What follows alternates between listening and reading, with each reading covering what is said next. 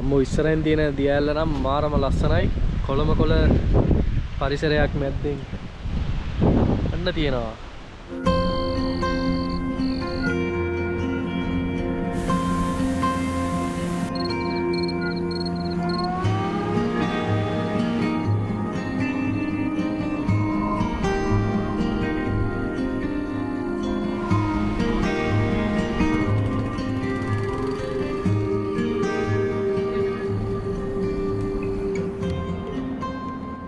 ඇත්තටම මේ ගමනට කිසිම ප්ලෑන් එකක් තිබුණේ නැහැ. උදේ යන්න හිටියේ සම්පූර්ණයෙන්ම වෙන ගමනක්. ඒත් පහුදා රෑ ඉඳන් උදේ පාන්දර වෙනකම්ම එක දිගට වැස්ස නිසා ඒ ප්ලෑන් එක අතහැරලා දාන්න වුණා අපිට. ටික වෙලාවක් කල්පනා කරලා අන්තිමේදී මම තීරණය කරා ආයෙම නකල්ස් වල කොහේ හරි ළඟපාතක ඇවිදින්න යන්න. මොකද වැස්සක් තියෙන නිසා දියැලි ටිකත් හොඳට ඇති කියලා මට හිතුණා. හැබැයි අපි නුවරින් පිටත් වෙනකොටත් හවස 2කටත් කිට්ටු වෙලා. මොකද ඒ වෙද්දි වැස්ස නැවතිලා නම් තිබුණේ නැහැ. අද දවසේ ලොකු ගමනක් නම් අපිට කරගන්න පුළුවන් වෙයි කියලා විශ්වාසයක් අපිට තිබුණේ නැහැ. නුවරින් පිටත් වෙලා හුළුගව පැත්තට යන පාරේ වටපිටාව නම් හැමදාම වගේ සුන්දරයි. වැස්ස නිසා කඳු වටේටම මීදුව වැහිලා තමයි තිබුණේ. ගමනේ පළවෙනියටම අපි නැවැත්තුවේ හුළුගඟ. ඉතින් හුළුගඟ ටවුන් එක කිව්වහම ගොඩක් අය දන්නවා මේ හුළුගඟ තියෙනවා හරි ලස්සන දියැලක්. නකලු සිලින් ගලාගෙන ඇවිල්ලා මහවැලි ගඟට එකතු වෙන සුන්දරම ලංකාවේ හැංගිලා තියෙන හරිම ලස්සන ඇල්ලක්. අද දවසේ නම් මේ ඇල්ල බලන්න යන්නේ නැහැ. අපි සෑහෙන වතාවක් මේ ඇල්ලට ගියපු නිසා වීඩියෝසුත් මේ දියැල්ල දාලා තියෙන නිසා අපි නොයන්න තීරණය කරා. අපේ කලින් වීඩියෝ එකක් ඇති හාතලේ කියලා. ඒ වීඩියෝ එකත් මේ වීඩියෝ වගේම තමයි. දවසින් දුම්බර වටේ ගිහිල්ලා එන්න පුළුවන් ලස්සන ගමනක් ගැන විස්තරයක් තමයි ඒ වීඩියෝ එක දාලා තියෙන්නේ.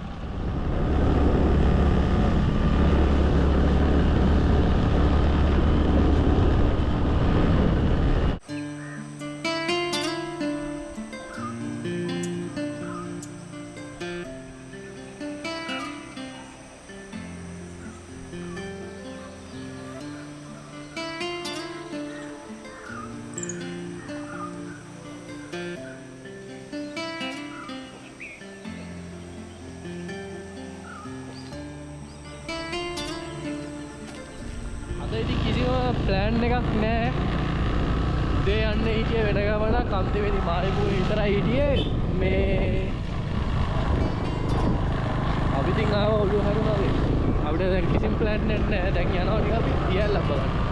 ටයිම් එකේ ඩිපෝල් ලෙබනන් දැල්ලත් අපි බලන්න යනවා. දැන් වෙලාවත් හවස් වෙලානේ. ඒක දැන් වහිනවා මේ දවස්වල. අපි ඉස්සරහට යන්න. අන්න අතරින් වෙනවා බෝඩ් එක. බෝඩ් නැති මේ පැත්තේ දියැලි ගොඩක් තියෙනවා බලන්න. අපි හුළුගඟට ගියේ නැහැ. ඉතින් අපි ආවොත් ඉතින් හුළුගඟට දැන් සෑහෙනවතාව කියමු නිසා ගියේ නැහැ. ඕන එතනින් අලකොලෙන් ගිහිල්ලා අපිට තලියවැටු මැල්ලට උනත් යන්න පුළුවන්.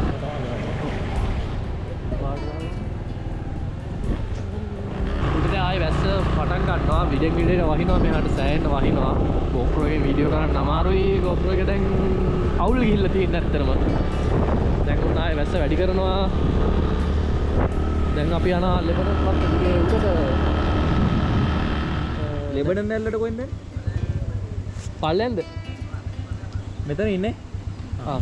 අපි උඩට ගිහිල්ලෙමු ආදලේ. ලෙබනන් ඇල්ලට මෙහෙන් යන්නේ. මේකේ නම තියෙන්නේ ලියනකල වෝටර්ෆෝල් කියලා. මෙතන මේ උඩ පොඩි ලස්සන මේ ලොකේෂන් එකක් තියෙනවා. පොඩක් ගිහිල්ලා බලමු එතන සෙට් වෙනවා කියලා. වූ!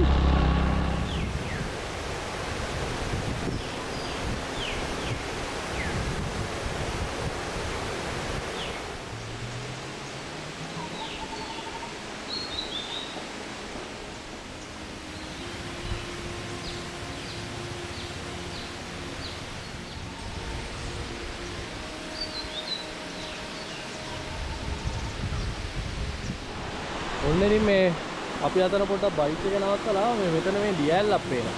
මේක මේ ලෙබනන් ඇල්ලද මන්දා මේ කෙලින් වගේ තමයි ලෙබනන් ඇල්ලක් තියෙන්නේ.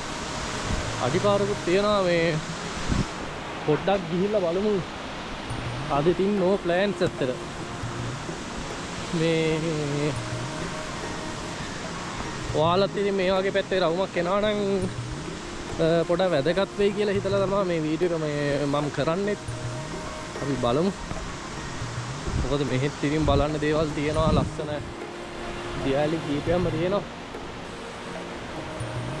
මම හිතන්නේ මෙතෙන්ට යන්න පාරක් මේවා ලිස්සනවා සෑහි. මෙතනින් තියෙනවා දියාල්ල.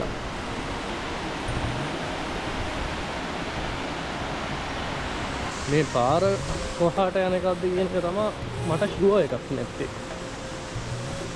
මෙතන මේ ගමක් තියෙන්නේ. මට මේ පාර ෂුවර් එකක් නැහැ. අර තියෙන ඇල්ල අපි ලෙබනන් ඇල්ලටත් පොඩ්ඩක් යන්න බලමු. දැන් උඩට නැගලා අපි මේ ඉන්නේ රත්නගිරිය view point එක කියන්නේ කේම්පි බාඩි පැත්තට යන්නේ. ඔතන ඉන්නේ යන පාරේ පොඩ්ඩක් ගිහිල්ලා බලනවද නැද්ද කීකේ බලන්න. මෙහෙන් බං අර ගමක් පැත්තට වගේ යන්නේ. මේක නෙමෙයිද? නෑ නෑ. අපි ඉන්නේ මෙතන මේ ලෙබනන් ස්ටේට් එකේ. මෙතන ලෙබනන් බන්ගලෝ එක තියෙනවා. එතන ඉන්නේ මේ මෙතන මේ ළඟින් තමයි ඔය මේ කොහෙද රත්නගිරියට එහෙම යන්න තියෙන්නේ. ඒ පැත්තට යන්න try එකක් දුන්න එක view point එක බලන්න. ටයිම් එකත් එක්ක නොයා ඉන්න තීරණය කරා. වෙලාව 4:11. මගදී යනකොට හදිසියෙම අපිට හම්බුනේ ජෝඩුවැල්ල බලන්න පුළුවන් ලස්සනම view point එකක්. අම්මෝ ඉස්සරහින් තියෙන දියැල්ල නම් මාරම ලස්සනයි. කොළඹ කොළ පරිසරයක් මැද්දේ අන්න තියෙනවා ජෝඩුවැල්ල.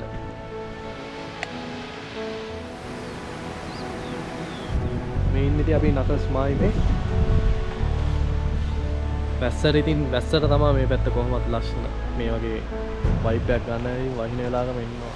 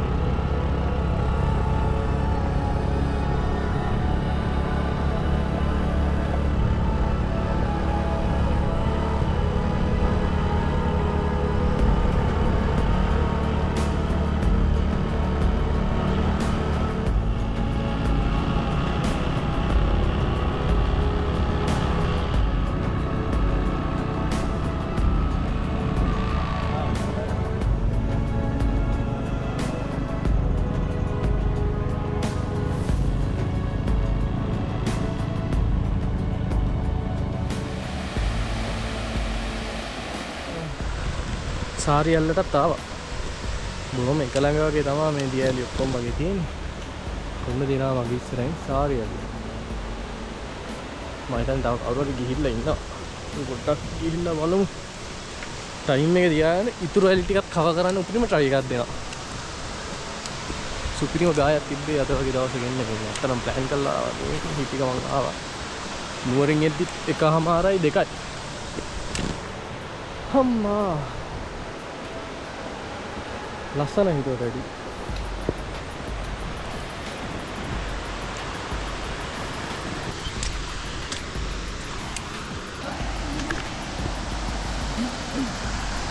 Hello. Hello. Okay. Okay.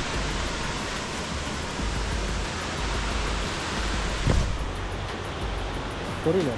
La patria Kevin.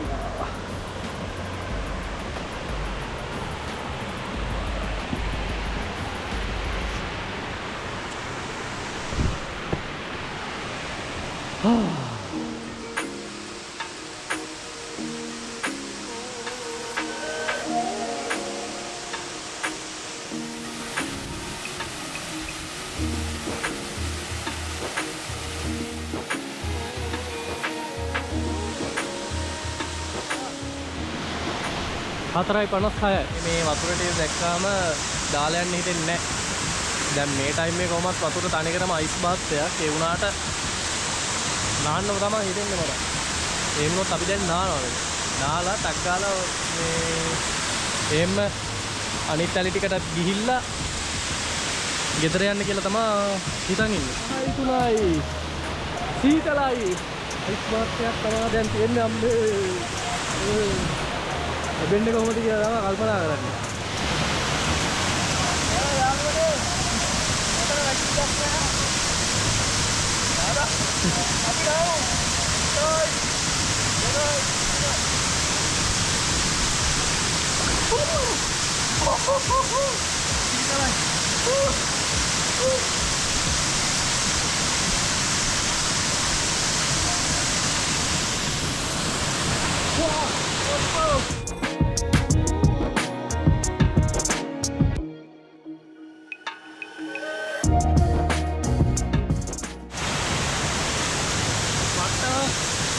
පාටම සීතලයි. සීතලයි කියන්නේ ඉතින් මේ දැස්ස දවසක හවස් වෙලා නකල්ස් වලින් එන වතුර වල නානවා කියන්නේ මේ දන්නවා කොච්චර සීතලයිද කියලා.